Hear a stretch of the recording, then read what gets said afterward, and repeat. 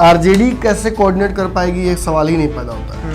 RJD तैयार है मांझी के रिप्लेसमेंट के तौर पर बहुत सारे दलों को लेकर आने के लिए इस बार, लेकिन सवाल आपको ये पूछना चाहिए कि तेजस्वी कैसे कोऑर्डिनेट करेंगे। बात तो यहाँ आई तेजस्वी यादव की। तेजस्वी एक युवा चेहरा है, लालू प्रसाद के पुत्र हैं, MY समीकरण 7 है, A to Z की बात है। अब इन सभी समीकरणों को एक साथ लेकर सबसे मजबूत नेता नीतीश कुमार को पटकने वाले तेजस्वी दिखाई दे रहे हैं। लेकिन तेजस्वी की भी अपनी समस्याएं हैं। वो समस्याएं हैं उनकी पॉलिटिकल रिजर्वेशन, उनको खुद को अभी तक प्रमाणित नहीं कर पाने को लेकर एक बना हुआ है विस्मय। अब उस जगह को, जिस जगह को वो भरना चाहते हैं बिहार की राजनीति में, उसको भरने के लिए चिराग पासवान भी एक तरफ चढ़े हुए हैं, पप्पू यादव चढ़े हुए हैं, और इनके हम उम्र कन्हैया कुमार भी चढ़े हुए हैं। और कन्हैया की जो यूनिवर्सल एक्सेप्टेबिलिटी है मोदी जी के खिलाफ बोलने को लेकर, चाहे केंद्र सरकार के खिलाफ लगातार जो उनकी रही है वर्किंग स्टाइल का रहा है पॉलिटिकल, वो उन्हें बहुत पॉपुलर बना देता है। और तेजस्वी यादव के लिए अगर साथ हो तो बहुत बड़ा फायदा हो सकता है। लेकिन लोग हमेशा कन्हैया और तेजस्वी को कंपेयर करेंगे, एक नेता के तौर पर, पॉपुलैरिटी के तौर पर, विचारधारा के तौर पर, एक वक्ता के तौर पर। जहाँ तरफ जदयू ने तो ये बात स्पष्ट कर दी कि नवी फेल है तेजस्वी, और कहीं ना कहीं कन्हैया DU के पढ़े लिखे छात्र हैं, छात्र नेता भी रह चुके हैं, प्रेसिडेंट रह चुके हैं। उन दोनों का कोई मेल ही नहीं हो सकता है। ये इसलिए कहते हैं क्योंकि वाकई तेजस्वी ने कभी भी अपनी तरफ से एफर्ट नहीं किया है कि वो जाकर कन्हैया को एक साथ रहने के लिए न्योता दें। क्योंकि देखिए बीच में पप्पू यादव से मुलाकात कन्हैया की बढ़ गई थी, कन्हैया कुमार के साथ पप्पू यादव ने अपना गठबंधन तक घोषित कर दिया था, लेकिन वो सब चीज़ें नहीं हो पाती। सभी जानते हैं कि पप्पू यादव का वोट बैंक कितना बड़ा है।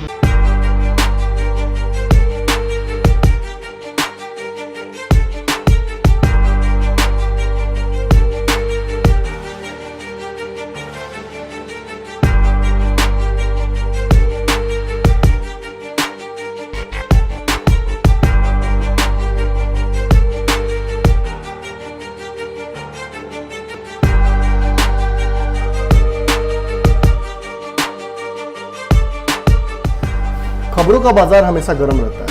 इन गर्म बाजारों से हमें मतलब नहीं है। हम खबरों का बाजारीकरण नहीं करना चाहते। हम उन खबरों की तह तक पहुंचना चाहते हैं जिन खबरों की वजह से आपके जीवन पर असर पड़ता है। हम खबरों का पंचनामा करते हैं।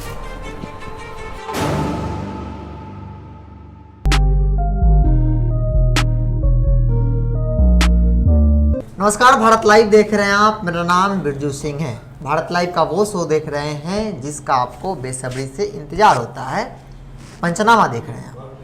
पंचनामा में आज बात करेंगे, चूँकि बिहार विधानसभा चुनाव नज़दीक है तो ख़ास तौर पे बात होगी पंचनामा में तो चुनाव के बारे में। हम खबरों की चीरफाड़ करते हैं और आज भी जिस टॉपिक को लेकर आए हैं उसमें भी खबरों को चीरफाड़ करेंगे। देखिए, इस साल होने वाले बिहार विधानसभा चुनाव में तमाम राजनीतिक दल अपने अपने नेता की संख्या बढ़ा रहे हैं, घटक दल की संख्या बढ़ा रहे हैं। इसी कड़ी में महागठबंधन के लोग भी लगातार उनकी कोशिश, बेशक उनके नेता जो हैं दल बदल रहे हों, लेकिन अपने घटक दल की संख्या जो है, जिनके साथ उनके कोऑर्डिनेशन बन पा रहा है, उनकी संख्या लगातार बढ़ा रहे हैं। इसी कड़ी में बुधवार को वामपंथी दलों के शीर्ष नेतृत्व, जो बड़े बड़े नेता हैं, आरजेडी कार्यालय आते हैं और प्रदेश अध्यक्ष जगदानंद सिंह से मुलाकात करते हैं। मुलाकात का मतलब साफ है, चुनाव नज़दीक है। चुनाव लड़ने के सिलसिले में चूँकि महागठबंधन शुरू से खबरें चल रही थी कि जो CPI हो उनके साथ CPIM जो है वो महागठबंधन के अंग हो सकते हैं, चुनावी मैदान में 2020 के चुनावी मैदान में उतर सकते हैं। और अब ये बातें क्लियर हो चुकी है कि जो महागठबंधन 2020 की चुनाव लड़ने जा रही है, जितने भी दल हैं उनमें 2 जो घटक दल हैं उनकी संख्या बढ़ गई है। इस वक्त मेरे साथ हैं नमन मिश्रा, हमारे संपादक। उन विषयों पर आज आपको खबरों की चीरफाड़ करेंगे। सबसे पहले सर, मार्क्सवादी पार्टी की सीधे तौर पर यूँ कहा जाए तो कन्हैया कुमार की एंट्री हो चुकी है जी।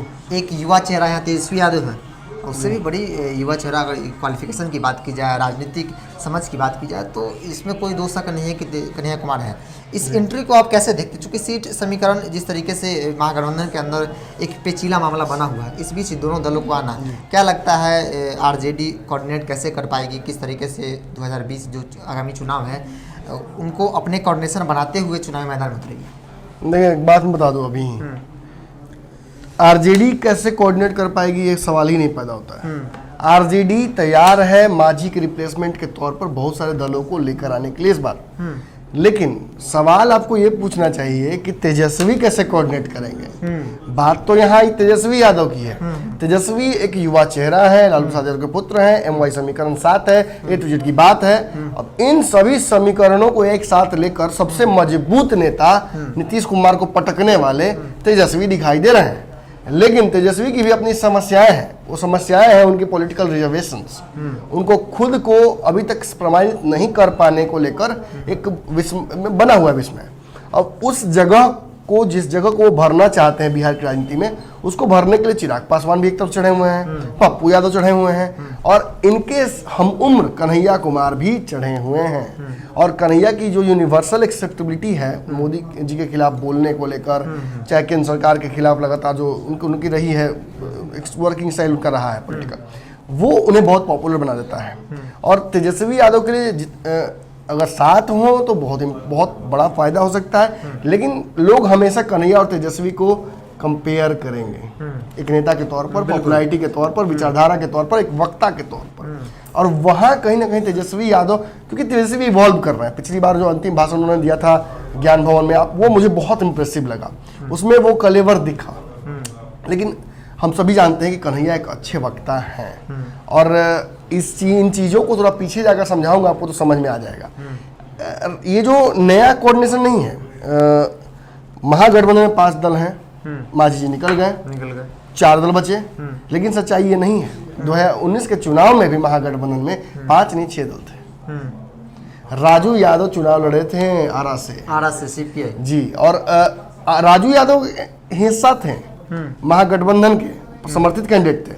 और कन्हैया समर्थित कैंडिडेट नहीं थे, वो भी उसी पार्टी से आते हैं, उसी थिक ऑफ थिंग्स है। और कन्हैया समर्थित कैंडिडेट नहीं थे, उनके खिलाफ तनवीर हसन को उतारा गया था, और वो फ्रेंडली मैच हुआ था वहां पर। ये साबित क्या करता है, ये मुझे बताइए।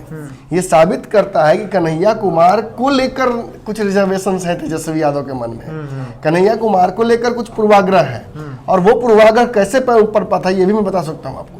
इसलिए तो मैं कर रहा हूँ, पंचनामा में हम लोग चीर फाड़ कर देते हैं, जगह में पहुंचा देते हैं। अब ये जो चीर फाड़ करेंगे तो हो सकता है कैंसर निकल जाए, तो कैंसर निकले तो आप हमको कैसे दीजिएगा।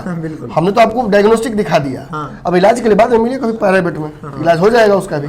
लेकिन फिलहाल डायग्नोस्टिक कर देते हैं। लालू यादव का एक बयान याद कीजिए, जब महागठबंधन बिहार में बना था और DNA वाला प्रकरण हुआ था, और नीतीश कुमार साथ में थे, लालू यादव साथ में थे, और कन्हैया कुमार के ऊपर एक बड़ा आरोप लगा था कि देशद्रोही हैं, नारे लगाए विरोध में। और DU के बैकग्राउंड से आने वाला ये छात्र नेता, जो कि बिहारियत को रिप्रेजेंट किया जिसने वहां पर, और जो कि एक गौरव की बात होनी चाहिए हम सभी के लिए, लेकिन वो सारी चीजों से छीन ली गई। और फिर भी वो देखिए जेल गया, वो सब कुछ उसने झेला। सवर्ण जाति का भी होते हुए उसने इन रूढ़िवादी प्रवृत्तियों को तोड़ने का प्रयास किया, और उसने आवाज उठाने की कोशिश की उस नरेंद्र मोदी के खिलाफ जो राष्ट्रवाद के झंडे पर बैठकर बुलंदी से उड़ते जा रहे थे। और बहुत हद तक मैं कहूंगा इस देश में नरेंद्र मोदी के खिलाफ अगर सेंटिमेंट्स कुछ बनने शुरू हुए हैं, तो उसका शुरुआत कहीं ना कहीं कन्हैया ने ही किया था, और उसके लिए वो शहीद होने के लिए भी तैयार था वो व्यक्ति। तो एक्सेप्टेबिलिटी तगड़ी थी। लेकिन जब वो बिहार आता है छूटकर, तो कन्हैया कुमार को एक एक करके सारे नेताओं से मुलाकात करने का सौभाग्य प्राप्त होता है। और ये सौभाग्य उनकी तरफ से नहीं था, ये सारे नेताओं ने उन्हें बुलाया था। मुझे अच्छे से याद है कि कांग्रेस कार्यालय में वो गए थे, अशोक चौधरी से मुलाकात हुई, फिर बिहार के जितने भी नेता हैं उन सभी ने उनके साथ फोटो खिंचवाई और फोटो लगवाई भी कि ये लड़का मोदी जी के खिलाफ बोल रहा है। फिर तुरंत, क्योंकि जदयू भी खिलाफ थी उस समय नीतीश मोदी जी के, तो जदयू के जो तुरंत मंत्री हैं नीरज कुमार, साथ में लेकर पटना में घूम रहे थे, कन्हैया को अपनी गाड़ी में बिठाकर घूम रहे थे, और नीतीश जी से मुलाकात हुई उनकी, कन्हैया की। और उसके बाद तुरंत बाद लालू जी से उनकी मुलाकात हुई, लालू ने आशीर्वाद दिया, कन्हैया ने पैर छुआ, और उस दिन ये बात साबित हो गई कि कन्हैया कुमार समाजवाद के वाहक हैं। अब उसी के अगले दिन लालू यादव ने एग्जैक्टली जो मुझे याद है शब्द उनके, कि बिहार के भविष्य तेजस्वी और कन्हैया है, बिल्कुल साफ कर दिया था उसे। ये बात उन्होंने कह दी थी। कालांतर में कन्हैया बहुत पॉपुलर होते गए, और सरकार गिर गई, तो तेजस्वी यादव को बैकफुट पे आना पड़ा। और तेजस्वी का बैकफुट में आने की वजह से आपको शुरुआती दौर में पता भी होगा, दर्शक भी जानते होंगे, माने ना भले, लेकिन तेजस्वी यादव राजनीति से कटने लगे थे। अलग होने लगे थे शुरुआती दौर में। उन्हें बहुत बड़ा सदमा लगा, जिस तरह से सरकार गिरी, लालू यादव डिप्रेस हो गए थे, सारे चार्जेस उन पर लगने लगे थे, उन्हें जेल जाने की नौबत आ गई थी। तेजस्वी राजनीति से थोड़े कटने लगे थे। बिहार में बाढ़ आई, सुखाड़ आई, बहुत सी चीजें आई, उसमें इन सब चीजों में वो नहीं दिख पाए, चमकी बुखार में भी नहीं दिखे। हालांकि मुजफ्फरपुर के बाद से वो एक्टिव हुए और फिर तब तक कन्हैया कुमार ने अपनी पॉपुलैरिटी बहुत हद तक बना ली थी एक व्यापक नेता के तौर पर। लेकिन राष्ट्रीय पटल पर कन्हैया बहुत बड़े नेता नहीं कहे जा सकते, लेकिन बिहार के पटल पे कन्हैया बहुत छोटे नेता हो जाते हैं, क्योंकि पार्टी का बहुत बड़ा वोट वर्ग नहीं है। कन्हैया कुमार अपने चेहरे पर वोट ला के लेकर आते हैं बेगूसराय में, लेकिन आप देख लेते हैं कि तनवीर हसन भी वोट काटते हैं और कहीं ना कहीं गिरिराज सिंह के सामने खड़ा होना ये साबित करता है कि उस व्यक्ति में रिस्क लेने की कैपेसिटी है, लेकिन फिर भी वोट प्रतिशत नहीं होने की वजह से एक बड़ा घाटा उनको होता है। लेकिन ये बातें आप तेजस्वी के संदर्भ में नहीं कह सकते हैं। तेजस्वी के पास ऑलरेडी पुश्तैनी जमीन है राजनीतिक, और उस जमीन की रजिस्ट्री उनके हाथ में है। वो चाहे तो जिस तरह से उस जमीन को यूज कर सकते हैं, और कालांतर में यही बातें समझ में आई लालू यादव को। और लालू यादव ने तो कन्हैया कुमार से लगभग मिलना ही खत्म छोड़ दिया। लेकिन जैसे ही कन्हैया कभी नहीं छोड़ा, कन्हैया ने हमेशा समाजवाद का दामन थामा रखा, और बिहार में समाजवाद के वाहक के तौर पर लालू यादव को हमेशा अपना नेता वो मानते रहे। सीपीआई देखिएगा, हमेशा जब शुरुआती दौर में सीपीआई के साथ सीट समझौता की बात हुई तो सीपीआई ने स्पष्ट कर दिया था पिछले चुनाव में कि वो 12 जगहों से चुनाव लड़ेगी, लेकिन इन 12 जगहों पर कोऑर्डिनेट नहीं हो पाया, क्योंकि तनवीर हसन को चुनाव लड़ाना जरूरी था बेगूसराय से, लालू यादव उसके लिए अड़े हुए थे। और भी कई जगहों पे आरा में भी जो सीट थी जहां से बोल रहे थे राजू यादव, वहां भी समीकरण बैठा होता है, लेकिन आरा की सीट छोड़कर बाकी सभी सीटों पर कोऑर्डिनेशन नहीं बन पाया। और तब ये डिसाइड किया गया कि भैया चलिए आप फ्रेंडली फाइट कर लीजिए, हम एक दूसरे को सपोर्ट करेंगे, और जहां हम दोनों एक दूसरे के साथ खिलाफ रहेंगे वहां हम एक दूसरे के खिलाफत नहीं करेंगे। देखिए पूरे चुनाव में कन्हैया कुमार ने एक शब्द राजद के खिलाफ नहीं बोला, लेकिन हमने कई राजद के कार्यकर्ताओं को ये बोलते हुए सुना कि कन्हैया कुमार भाजपा का एजेंट है, वो आया है भाजपा को वो हराने के लिए, वो तेजस्वी को। लेकिन ऐसा नहीं था। अगर मैं बता दूं कि तनवीर हसन नहीं होते उस जगह पर, और अगर सीट पर मेहनत की जाती सारे गठबंधन के दलों के द्वारा, तो शायद वो सीट गिरिराज सिंह के लिए निकाल पाना बहुत मुश्किल होता। गिरिराज सिंह के चेहरे पर हार दिख रही थी पूरे चुनाव प्रचार के दौरान, और गुस्सा इतना था अपनी पार्टी के प्रति कि मुझे बेगूसराय क्यों भेजा गया, मुझे जहर क्यों पिलाया गया। वो नवादा में बहुत खुश थे, नवादा छीन कर उनको बेगूसराय भेजा था, तो चुनाव लड़ने के लिए भी इनकार कर रहे थे, लेकिन अंततः उन्हें कन्विंस किया गया। नीतीश जी खुद जाकर मनाए, अमित शाह ने मनाया, तब जाकर वो चुनाव लड़ने के लिए तैयार हुए। यानी सब समझ लीजिए, जहाँ एक तरफ तेजस्वी यादव को चैलेंज कर रहे हैं उन्हीं के भाभी, उनके ससुर और भी लोग चैलेंज कर रहे हैं कि आप आइए कहीं भी फरिया लीजिए, हमसे आपको हरा देंगे। उनके लालू के पुश्तैनी सीट पर हराने की बात चल रही है, वहीं ये लड़का जाता है और ये प्रूव करता है कि मैं सबसे हार्डकोर जो नेता है भाजपा का, वो उसके खिलाफ चुनाव लड़ूंगा। ताल ठोक के बोलता है ये बात। पॉपुलैरिटी देखिए, लोगों को ऑब्वियसली कन्हैया पसंद आता है, लेकिन बिहार में एक बड़ा वोट वर्ग है। कन्हैया भूमिहार है, इस बात को वो नेगलेक्ट नहीं कर सकते हैं, चाहे वो ना माने इस बात को, लेकिन कन्हैया भूमिहार हैं, और भूमिहार जाति के लोगों का सेंटिमेंट उनके प्रति थोड़ा बहुत है, लेकिन व्यापकता नहीं है उनके वोट बैंक की और उनके विचारधारा की बिहार में, इसलिए उन्हें वोट नहीं मिल पाते। लेकिन वही बात अगर तेजस्वी यादव के संदर्भ में आगे कहेंगे तो जितना वोट प्रतिशत इनका है उस हिसाब से ये बहुत भारी पड़ेंगे कभी भी कन्हैया पर। लेकिन अब हम आ रहे हैं उस जगह पे कि क्यों आखिर दोनों की बातें एक साथ की जा रही हैं। देखिए, कन्हैया कुमार और तेजस्वी का एक हो जाना बिहार में संभव तो नहीं लग रहा है, क्योंकि तेजस्वी थोड़ा सा इन सब चीज़ों से हिचक रहे हैं। उन्होंने हमें लगभग दूरी बनाई है। एक बयान था, मुझे याद है कि देशद्रोही कहा गया था और उन पर सेडिशन का चार्ज हट गया था। उसके बाद तो सेडिशन का चार्ज हटा था तो किसी ने ट्वीट तक नहीं किया था। बिहार के इतने सारे समाजवादी नेता हैं, इन्होंने ट्वीट तक नहीं किया कन्हैया कुमार के लिए।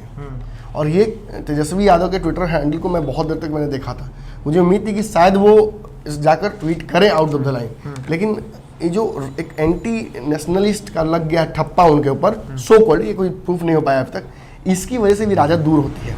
क्योंकि राजद को पता है कि यादवों का एक बड़ा वोट बैंक है जो अपने आप को बहुत राष्ट्रवादी मानते हैं, और वो नरेंद्र मोदी के साथ खड़े होते हैं इसलिए क्योंकि उनको पता है कि नरेंद्र वो आप ईबीसी और ओबीसी और दलित वोट बैंक में वो फंसने वाले नहीं हैं। उनको लार्जर हिंदू सेंटिमेंट दिखता है। और पिछले चुनाव में बिहार के यादवों ने भाजपा को वोट किया है, इस बात से आप इनकार नहीं कर सकते हैं। और इसीलिए मैं कहूंगा कि कहीं ना कहीं एक्सेप्टेबिलिटी बढ़ जाती है और उस व्यापकता को भुनाना कहीं ना कहीं तेजस्वी के लिए मुश्किल हो सकता है। लेकिन एक बात तो स्पष्ट है कि ये लोकसभा के चुनाव नहीं है, ये विधानसभा के चुनाव है। परिस्थितियां ऐसी हैं कि चाह कर भी नीतीश कुमार के खिलाफ जो इनकम्बेंसी है उसको नीतीश कुमार हैंडल नहीं कर पा रहे हैं। अब बस ये है कि तेजस्वी का दिल कितना बड़ा है, कितना ज्यादा लोगों को एक साथ वो रख सकते हैं। जेएमएम आ रही है, शिवसेना तैयार है, सपा ने तो मान लीजिए कि अभी तक कुछ पत्ते नहीं खोले, लेकिन बसपा ने तो ट्राई किया, लेकिन बसपा अपने अनाउंसमेंट कर चुकी है वो सारी सीटों पर चुनाव लड़ेगी। तो इसी व्यापकता को देखना होगा, कहीं ना कहीं समावेश की राजनीति करनी होगी। तेजस्वी यादव के ऊपर हमला भी देख लीजिए जदयू और भाजपा ने किया है। और खास बात है कि जब ये इन दोनों की मुलाकात की बात जब आप कहते हैं तो देखिए कि रिएक्शन शुरू हो जाता है। जहाँ की तरफ जदयू ने तो ये बात स्पष्ट कर दी कि नवी फेल है तेजस्वी, और कहीं ना कहीं कन्हैया डीयू के पढ़े लिखे छात्र हैं, छात्र नेता भी रह चुके हैं, प्रेसिडेंट रह चुके हैं, उन दोनों का कोई मेल ही नहीं हो सकता है। ये इसलिए कहते हैं क्योंकि वाकई तेजस्वी ने कभी भी अपनी तरफ से एफर्ट नहीं किया है कि वो जाकर कन्हैया को एक साथ रहने के लिए न्योता दें। क्योंकि देखिए बीच में पप्पू यादव से मुलाकात कन्हैया की बढ़ गई थी, कन्हैया कुमार के साथ पप्पू यादव ने अपना गठबंधन तक घोषित कर दिया था, लेकिन वो सब चीज़ें नहीं हो पाती। सभी जानते हैं कि पप्पू यादव का वोट बैंक कितना बड़ा है, उस हिसाब से उन्होंने अपना भी रिजर्वेशन इधर रखा। सीपीआई ट्रेडिशनली चाहती है कि कम से कम एनडीए की सरकार तो गिरे, और इसके लिए पिछले चुनाव में भी उसने मदद की थी महागठबंधन की, और इस बार भी वही करना चाहेगी। लेकिन भाजपा ने कहीं ना कहीं आउट ऑफ द लाइन जाकर इसमें और एक बड़ा आरोप लगा दिया है, जिस बात को इशारा मैं भी कर रहा हूँ कि नीतीश कुमार के खिलाफ तेजस्वी जिस तरह का माहौल बना रहे हैं, उस सारे माहौल के खिलाफ ही कहीं ना कहीं फील्डिंग किसी ने कर दी है कि तेजस्वी की का ही जगह कन्हैया ले लें। एक विपक्ष के नेता के तौर पर क्यों नहीं, व्यापकता है, लोग बहुत फॉलो करते हैं, इंटरनेशनली फेमस हैं और सरकार के खिलाफ बोलते रहते हैं, योग्य भी हैं। अब तेजस्वी के सामने पढ़ाई की भी, शैक्षणिक योग्यताओं का भी तुलना किया जा रहा है, और परिवारवाद के ऊपर भी हमला किया जा रहा है, और कहा कि कहीं ना कहीं कन्हैया को भेजा ही इसलिए गया है बिहार में इस बार कि वो नीतीश नहीं तेजस्वी के रिप्लेसमेंट के तौर पर आ जाए। और भाजपा ने भी कह दिया कि अगर एक बार कन्हैया को बिहार की जनता एक्सेप्ट कर लेती है तो लालू यादव की राजनीति ही खत्म हो जाएगी। तेजस्वी यादव को कहीं ना कहीं सीधे तौर पर एक बड़ा जो कहा सकता है ना कि टक्कर देने के लिए तैयार हैं यहाँ पे। बिल्कुल। लेकिन सर अगर सीट समीकरण की बात की जाए, अभी तक पत्ते खुले नहीं है, महागठबंधन या एनडीए तमाम जो भी राजनीतिक दल है, लेकिन क्या लगता है जिस तरह के से दोनों दल वामपंथी दलों सटे हैं चुनाव लड़ने के लिहाज से, जो कुछ भी हो, सीट समीकरण जो है जो क्या तेजस्वी डिसाइड करे उन लोगों को? नहीं देखिए ये मीटिंग में ही तय होगी। मीटिंग्स इसलिए हो रही हैं और मुझे लगता है कि उम्मीद है कि मतलब ये जो सीपीआई के नेता जो जा रहे हैं मिलकर, ये मुलाकात भी कर रहे हैं और कहीं ना कहीं ये अपनी सीटों को आगे बढ़ा रहे हैं जगदानंद के माध्यम से, क्योंकि तेजस्वी ने स्पष्ट कर दिया कि जगदानंद के माध्यम से कोऑर्डिनेशन हो सकता है और उस रास्ते का फायदा उठा रहे हैं ये लोग, और अपनी सीटों का जो समीकरण है वो सामने रख रहे हैं कि लीजिए इन सीटों पर मैं चुनाव लड़ना चाहता हूँ या हमारी पार्टी लड़ना चाहती है। अब होगा क्या, ये मुझे ऑलमोस्ट लग रहा है कि 2019 का जो चुनाव था, जिस परिस्थिति में लड़ा गया था, सीपीआई कुछ जगहों पर फ्रेंडली मैच की थी, वैसे ही इस बार भी होगा। देखिए सीपीआई का विचारधारा और वोट बैंक बिहार में कम भले हैं, लेकिन इतने भी कम नहीं है कि मतलब वो हर जगह अपने कैंडिडेट न उतार सके। आपको पता होगा कि अभी भी सीपीआई के कई लोग जीत कर आए हुए सदन में हैं मौजूद, तो इस हिसाब से एक बड़ा मार्जिन है बिहार में, और महागठबंधन में एंट्री तो फिक्स है लेकिन फ्रेंडली मैचेस भी होंगे। लेकिन सर देखिए, सत्ता में बैठे लोगों के लिए हर चीज़ आसान होता है, जैसा कि हम लोग देख रहे हैं सारी चीज़ें आसान होती है, लेकिन जो जैसे महागठबंधन को देख लिया जाए, कोऑर्डिनेशन की बात की जाए, सीट शेयरिंग की बात की जाए, इतना लेट हो चुका है। अगर 19 के परिणाम को देखा, 19 के चुनाव को देखा जाए तो उस वक्त भी लेट हुआ था, उसका परिणाम भी शायद सब लोगों के सामने रहा। क्या लगता है चुनाव नज़दीक आता जा रहा है, लेकिन इन लोगों के आपसी मतभेद हो, पत्ते मतलब साफ पारदर्शिता नहीं दिख रही है। एक तो बात है कि तेजस्वी यादव पे बार बार हमला करना भी कहीं ना कहीं बाकी दलों की वजह से, हमला करने की वजह से कि योग्य नहीं है, सीएम कैंडिडेट तय होगा, ये होगा, इस वजह से भी राजद बहुत परेशान है।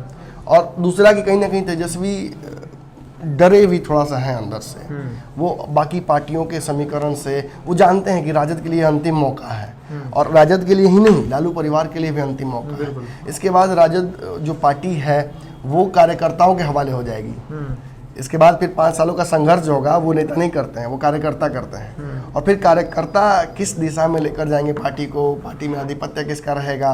रघुवंश बाबू पहले ही से देखिए नाराज हैं। आने वाले समय में खबर आ रही है कि अभी बहुत सारे नेता हैं, सिद्दीकी जी और भी लोग हैं, ये लोग भी धीरे धीरे सब्र इनका इम्तिहान ले रहा है। तो कुछ भी हो सकता है, इन परिस्थितियों के लिए तैयारी आप नहीं कर सकते, ये हो जाएंगी। बिल्कुल, परिस्थिति ऐसी है कि कुछ भी हो सकती है, क्योंकि जैसा कि सर ने कहा कि लालू परिवार हो या आरजेडी के लिए एक तरह से अंतिम दौर है। अंतिम दौर उन लोगों के लिए, अगर ये चुनाव परिणाम 19 का परिणाम बेहद उन लोगों के लिए उदासीन रहा, अगर ऐसे ही परिणाम ये रहा तो शायद उनके लिए बहुत बड़ा एक समस्या, एक पहाड़ सा ढेर सामने खड़ा हो जाएगा, जिनको पार कर पाना तेजस्वी यादव लालू परिवार के लिए थोड़ा बहुत मुश्किल हो जाएगा। तो फिलहाल के इतना ही। जुड़े भारत लाइव के साथ, ऐसे ही खबरों की सिलसिला यहाँ जारी रहती है।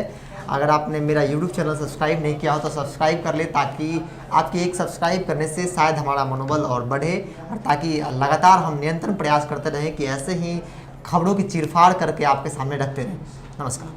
बढ़ाएं अपना कदम सक्सेस की ओर शिखर करियर इंस्टीट्यूट के साथ। शिखर करियर इंस्टीट्यूट पूर्वी भारत में एकमात्र कोचिंग संस्थान जो एक्सक्लूसिवली है मेडिकल एंट्रेंस एग्जाम के लिए।